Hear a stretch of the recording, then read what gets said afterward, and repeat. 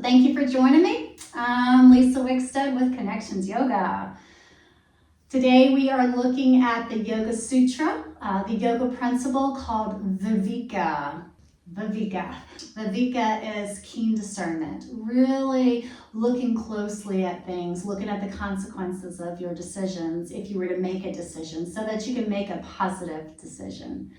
And sometimes that discernment is for simple decisions, and sometimes it's for more complex decisions. The keen discernment is really focusing in on those major life-changing decisions about relationships, perhaps letting go of certain friendships, or making an effort to engage yourself in activities that open the doors to relationships, maybe changes in your career or how you volunteer or utilize your time, maybe changes regarding moves. The simple choices of what to put on, to wear during your day, what to eat. These do require you to seek information, but maybe not keen discernment. We always want to make wise decisions. We gather information when we have to make decisions. What do we know? We research, we ask questions. We're trying to see things and others in the world and circumstances as they truly are so that we can make decisions that are wise without our preconceived notions, our prejudices, our perceptions, and our past experiences. We want to connect to the Parusa, that inner light of awareness in ourselves and in others, to be able to truly understand, so that we can bring ourselves to making wise decisions so that we can grow and we can transform. What's that parinama, that positive change in our lives. When you make choices and utilize Viveka, keen discernment, you are inviting transformation, change. We want that change to be very positive. You want to know as much as possible about your choices, the pros and the cons, and what are those consequences that come with making those decisions. How do we gather information? And it depends on the person. Some people research. They spend a lot of time looking on internet resources through books and other resources to gather information about their decisions. Some people process and talk to others, get their opinions, ask questions. Some people journal, write in their journals, working through and processing their feelings and their thoughts. Some people meditate and reflect. There is such a plethora of ways to gather information.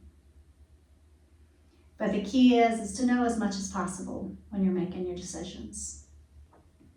When we make decisions, we want to make sure that we're not jumping to conclusions, that we're not being rash in our decisions based on our emotions or any prejudice that we might have to the circumstance.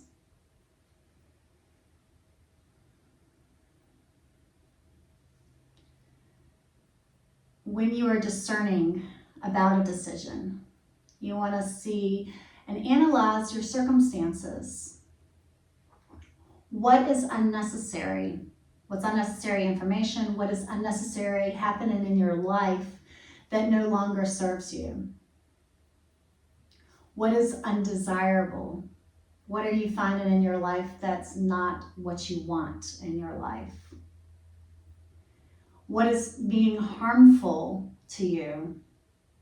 And one of the benefits of keen discernment is that we want to focus on removing and avoiding suffering. Now, keen discernment is also looking at ourselves and what are the short-term versus long-term benefits. You might have a decision that in the short term is awesome and works really great for you, but in the long term, it's not going to benefit you. And vice versa.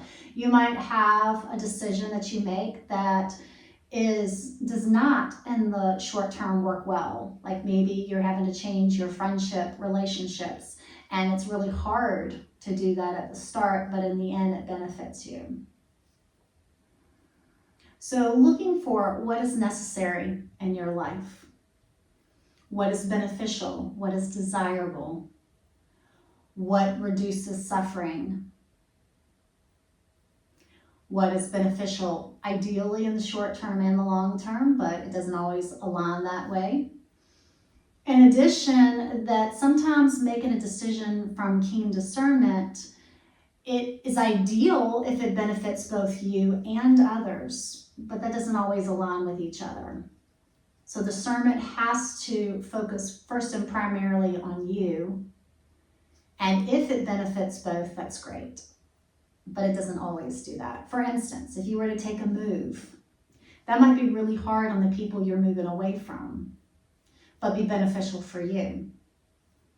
So sometimes it is a decision that does impact others.